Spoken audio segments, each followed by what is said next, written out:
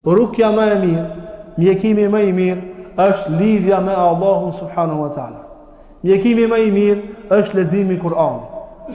Është falja e namazit. Është veprimi i dhikrave që i ka bëu pejgamberi sa për ditë. Është namazi i natës.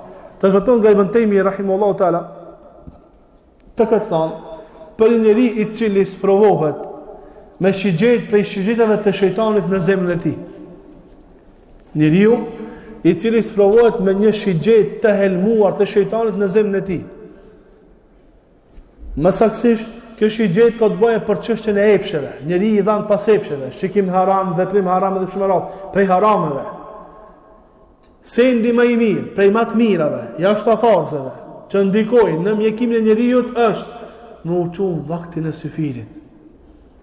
Me fal namaznate, me lut Allahu subhanahu wa taala, edhe me bëu dua Allahun ya muqallibal qulub thabbit qalbi ala dinik. O rrotulluesi zemrave, përqendroje, bane të qëndrush me zemrën time në fen tënde. Wa ya musarrifal qulubi sarrif qalbi ala ta'ati rasulik. O ti i cili i lëviz zemrat, drejtoje zemrën time në nënshtrim të dërguarit tan Muhamedit sallallahu alaihi wasallam. Kjo është ilaçi më i mirë. Kjo është ilaçi më i mirë. A ka ilaç tjetër? Po, ilaçi me bë me rukje. Me e thirr dikan, me të bë rukje, e kushtet që kërkohen për me bë rukje, e para, rukja tjetë me Kur'an. Ose me dua. Me Kur'an, ose me dua, që ka rënë nga pejgamberi sallallahu alaihi wasallam, janë të shumta, ose me ilaçe, me barna, të cilat nuk kanë dëm për njeriu, janë barna të mira, e të cilat kanë ndikim, sepse janë të lejuara shariatikisht. Përdor rukëxhit prej sendeve më të ndryshme. Prej sendeve më të ndryshme. Dikush përdor habet sauda, dikush përdor vajulliri, dikush përdor mjalt, dikush përdor sidër, gjethet sidrit, gjethet kafurit, miskun e zi. Po, ma e saktar që jo vetëm miskun e zi, edhe me parfem, kështu parfem të mirë, të shtrenjtë, që i vjen era e mirë, është mirë mulia. Për shkak se shejtani nuk e do njerën e mirë, e do njerën e keqe. E kur besimtari lihet me erë të mirë, ai i bën dëm evanxhilit. Nuk e do atë shejtani. Ai do erë të keqe, do mu njerësu njëri. Do mu njerësu njëri me net i pa lar, i pa kreme kështu me radhë, me që njëri lodhur. Këtë e do shejtani. Rukja është sebeb prej sebejpeve. Jo me e zonë rukëxhin sikur ai që të lalon sëmundje.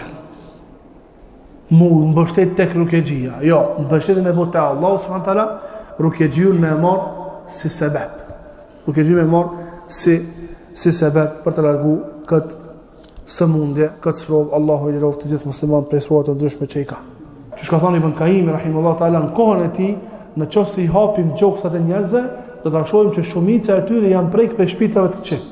Do thonë kohën Ibn Qayyimit, shumica e njerëzve janë prek prej shejtanëve, prej xhinëve. Janë prek. Para në zamanin tonë. Sa ka avancuar meselja e sihrit, sa ka avancuar meselja e mësyshit, meselja e hasedit, mirë po njerëzit nuk e kanë idenë. Njerëzit nuk e kanë idenë për problemet e mundshme që ata i kanë jetën e vet, e lypin ilaçin kado kohë, nuk e kanë idenë që janë goditur me sihr, apo me hased, apo me mësysh, edhe kështu me radhë. Kjo koha jonë është kohë ekstreme. E pjesa dërmuese e problemeve që na bën neve janë rrjetet sociale. Është telefoni, është WhatsAppi, është Instagrami, është TikToki, është Facebooku, është Twitteri, duke postuar njerëzit fotografi, video nga më të ndryshme për jetën e tyre personale, dhe pastaj pas ka raste, pas 1 minuti që vendosin një fotografi e ndonjë fëmije apo diçka nga jeta private e njerëzve në rrjetet sociale, me një ndikimi në shtëpi atje ka pëlqyer, ka dalë situata për kontroll komplet. Me pas kujdes në këtë çështje. Mos me, edhe pse thash jemi në çuditje, jetojmë në çuditje. Na sot me shku në deti, me shku në restorant, me dal vikend me familjen, edhe nëse nuk e bëna një fotografi, s'na zgjeç që kemi qenë. A mundet njëri prej neve me shku sot në deti, apo a ka mundësi dikush me shku në numre, apo në haç, apo ku e dikun, a ka mundësi me don çajtor dhe pini kafe, edhe mos e bëni foto. Nëse nuk e bëjnë fotografin, nuk na zien që kemi qenë. Domethënë e gjem një farë boshllëki. Kjo është katastrofë e keqe. E keqja më e madhe, postimi i saj në rrjetet sociale. Postimi i saj në rrjetet sociale. Në kohët e mëhershme, vllaznirit që janë pak më të vjetër e dinë, pleqt më të vjetër, kur kanë dalë në pazar, me ble, kanë dalë me disa torba të bardha, trashë kanë qenë. Ke fut aty çka ke ble, kërkush se ka pa çka ka mrejna. Badiava se kanë vepru kështu me. Badiava se kanë vepru kështu, me marrë në torë, me shti komplet harxhllëkin, edhe nuk sheh, shkon të shtëpia jote, kërkush se di çka ka mrejna.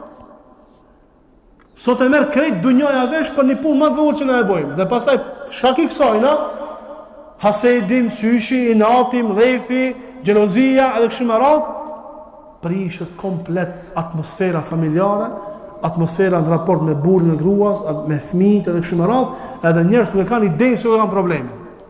Nuk e kanë idenë se ku e kanë problemin. Allahu na ruaj prej sherrit të sejrbazëve, prej sherrit të hasedxive.